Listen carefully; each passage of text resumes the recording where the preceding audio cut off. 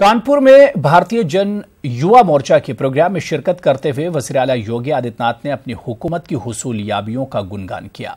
योगी ने कहा कि रियासत में सरकारी नौकरियों की सीरीज खोल दी गई है। 42,000 सिपाही भर्ती का अमल जारी है, जिसके बाद 50,000 सिपाहियों की भर्ती के अमल को शुरू किया जाएगा। उन्होंने कहा कि रियासत में प्रधानमंत्री आवास योजना के तहत लाखों घर तामीर किए जा चुके हैं।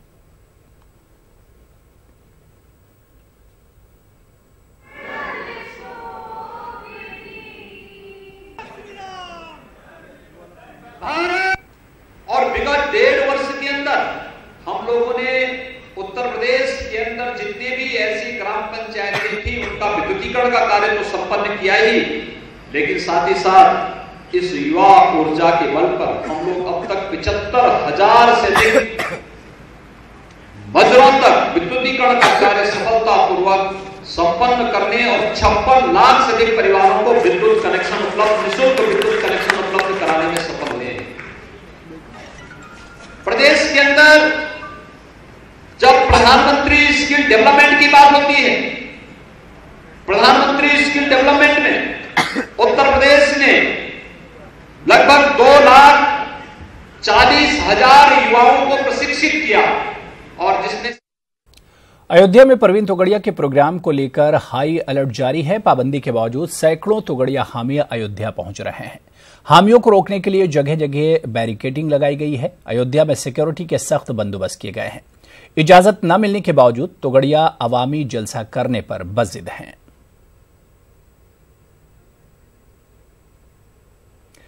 SC/ST एक्ट के नए कानून के खिलाफ दायर अर्जदाश्तों पर सुप्रीम कोर्ट 20 नवंबर को समाअत करेगी। इन अर्जियों में नए कानून को गैर आईनी करार देने की मांग की गई है। इस मामले में हुकूमत ने सुप्रीम कोर्ट को बताया कि हुकूमत ने जवाब तैयार कर रखा है और वो बहुत जल्द अपना जवाब अदालत में दाखिल कर देगी। मरकजी वजीर गिरिराज सिंह के मुतनाज़ा बयान की चार जानिब से मजम्मत की जा रही है। उलमाए देवबंद ने भी गिरिराज के बयान पर सख्त रद्द-ए-अमल जाहिर किया है। वाज़ेह के बागपत में गिरिराज ने एक बयान देते हुए कहा था कि सभी मुसलमान राम की नस्ल से हैं और राम मंदिर तामीर में मुसलमानों को आगे बढ़कर ताउन करना चाहिए। तो गिरिराज जी को ये समझना चाहिए कि मुसलमान सिर्फ और सिर्फ अपने खुदा की इबादत करते हैं। राम जी उन हमारे मुसलमानों के वंशज नहीं हैं, उनके भगवान हैं, हिंदुओं के भगवान हैं। हम उनका एहतराम करते हैं, वो हमारे नज़दीक काबिल एहतराम है। हमारा मजहब यही सिखाता है कि सबका एहतराम किया जाए। और गिरिराज जी जो हैं और बीजेपी और RSS के नेता मुसलसल जो है हिंदुस्तान का माहौल खराब करने पर लगे हुए हैं। हिंदुस्तानी कोई वजीर हो या आम शहरी हो, उसका फर्ज बनता है कि वो ऐसा काम करे जिससे हिंदुस्तान के इत्तेहाद को, हिंदुस्तान में कायम अमन व अमान को, आपसी मोहब्बत और भाईचारा को तक़वियत मिले, बढ़ावा मिले। ऐसा कोई काम करना या बयान देना जिससे मुल्क में नफरत का माहौल बने और एक दूसरे में भेदभाव पैदा हो, ये किसी को इसकी इजाजत नहीं है। पुलिस के बढ़ते मजालिम और मीडिया के मनफी रवैयों ने लोगों को मायूसी में मुब्तला कर दिया है। जुर्म कोई कर रहा है, मुजरिम कोई बनाया जा रहा है। ऐसा लगता है कि हुकूमत को निज़ाम दुरुस्त करने की नहीं बल्कि ऐसे शहरों और मकामात के नाम बदलने की फिक्र है जिनका ताल्लुक नाम के एतबार से इस्लाम या मुसलमानों से जुड़ा नजर आता है। ताहम सवाल ये उठता है कि इसके लिए क्या जिम्मेदार कौन है, हम, आप, मीडिया या हुकूमत?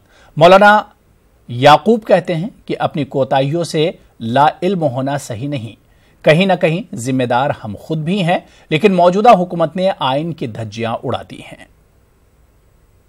उनके खिलाफ कोई आवाज़ उठाना चाहता है तो उसको भी दबा दिया जाता है पैसे के बुनियाद पर या किसी गलत मुकदमात में। इस तरह मुझे भी मैंने देखा, हालांकि कोई मामला नहीं था, बैठ के हम आपस में बातें कर रहे थे, अधिकारी आए हुए थे, कुछ जांच मदरसे की चल रही थी, मगर उसी में हमको भी गलत मुकदमे में मुलविस कर दिया गया।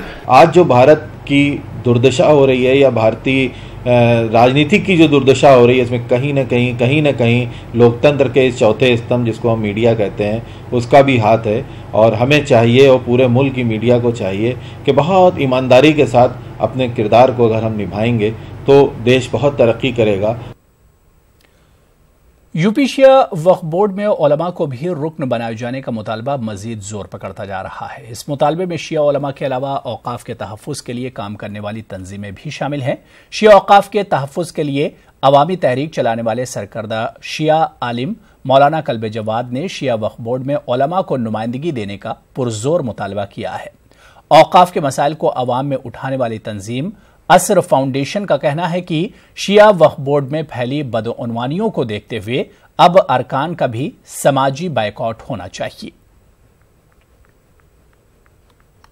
मैंने खुद वक्फ बोर्ड के जिम्मेदारों से कहा, ये इसके मुस्लिम पर्सनल बोर्ड के जिम्मेदारों से कहा इस पर एहतजाज की, ये तो पूरे के पूरे मेंबर मौलवी होना चाहिए, लेकिन एक भी मौलवी अब नहीं है उसमें, एक मौलवी की भी जगह नहीं उसमें है। और रिलीजियस स्कॉलर जो था उसको हटा दिया गया, उसकी जगह पर वो क्या ज्योग्राफी का माहिर हो और केमिस्ट्री का माहिर हो, एस्ट्रोनॉमी को जानता हो और आसमान की खबर भी हो, उसके पास ज़मीन की भी उसके पास खबर हो, वो उसको लगा दी नहीं लगी। यानी मौलवी का कोई जिक्र नहीं वहाँ पर, और कोई किसी किस्म का प्रोटेस्ट, कोई एहतजाज हमारे मुस्लिम पर्सनल बोर्ड से न हुआ, न किसी मौलवी की तरफ से हुआ। क्या अवाम, वो 6 मेंबर, उनके भी तो रिश्तेदार हैं ना, अजीज़दार हैं ना, तो वो जो उनके अजीज़दार रिश्तेदार या जो उनकी समाजी हैसियत है, समाज के लोग उनसे कहें कि हम आपका सोशल बाइकआउट, सबसे बेहतर तरीका है कि इन मेंबरान का अगर सोशल बाइकआउट कर दिया जाए तो ऑटोमेटिकली ये प्रॉब्लम ख़त्म हो जाएगी। उसने लूट क्या किया है ये लिखा पढ़ी में है। 36 पेज की रिपोर्ट शिया वक्फ बोर्ड की लूट की है, सेंट्रल वक्फ काउंसिल की 40 पेज की रिपोर्ट सुन्नी वक्फ बोर्ड की रिपोर्ट की लूट की है। किसी ज़बान के फ़रोग़ में इसके अदबी रिवायात में तब्दीली वक्त की ज़रूरत है। मारूफ उर्दू मुसन्निफ और नाक़िद प्रोफेसर शमीम हनफी के मुताबिक उर्दू ज़बान व अदब के फ़रोग़ के लिए ज़रूरी है कि उर्दू दूसरी हिंदुस्तानी ज़बानों से अपना रिश्ता कायम करे। मेरठ में न्यूज़ 18 उर्दू से खास बात करते हुए प्रोफेसर शमीम हनफी ने उर्दू की अदबी रिवायात में आ रही तब्दीलियों और उर्दू पर दूसरी ज़बानों के असरात के ताल्लुक से अपने ख्यालात का इजहार किया।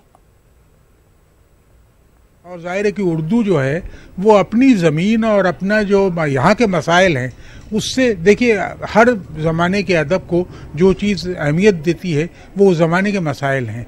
वक्त क्या गुज़र रहा है, आज जो वक्त गुज़र रहा है इसके बहुत से सवालात हैं, और जब तक उर्दू उनको अपना हदफ नहीं बनाएगी उस वक्त तक आगे हमारी रवायत नहीं बढ़ सकती। ट्रांसलेशन उर्दू से दूसरी ज़बानों में बहुत हो रहा है।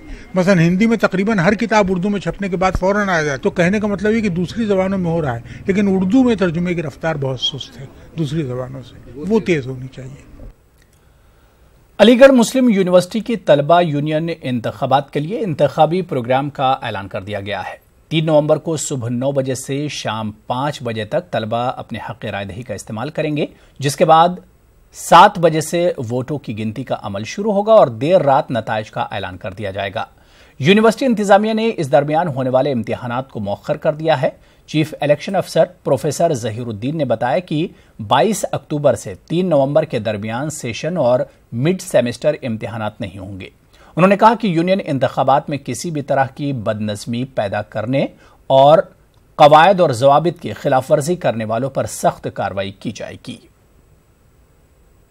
गाइडलाइन इशू की हैं जो मैंने वेबसाइट पे डाल दी हैं स्टूडेंट इलेक्शन कंडक्ट के बारे में, वो बहुत क्लियर हैं कि इलेक्शन पीसफुल हो और बच्चों का ज़्यादा पैसा खर्च ना हो इसमें, इसलिए हमने ये तय उसमें रूल्स में है कि सिर्फ handwritten pamphlet, banners, poster जो हैं वो यूज़ होंगे। काउंटिंग भी पोलिंग ख़त्म होने के बाद वो यूनियन हॉल में काउंटिंग होगी और रिज़ल्ट लेट नाइट में इंशाल्लाह रिज़ल्ट भी डिक्लेयर कर दिया जाएगा। उसमें थोड़ी डिले, क्योंकि लंबा प्रोसेस है काउंटिंग का, बहुत कैंडिडेट इलेक्शन लड़ते हैं तो उसमें थोड़ी देर हो जाती है, रात के 2, 3, 4 तक बज जाते हैं, तो लेट नाइट रिज़ल्ट भी उसी दिन डिक्लेयर हो जाएगा हमारा।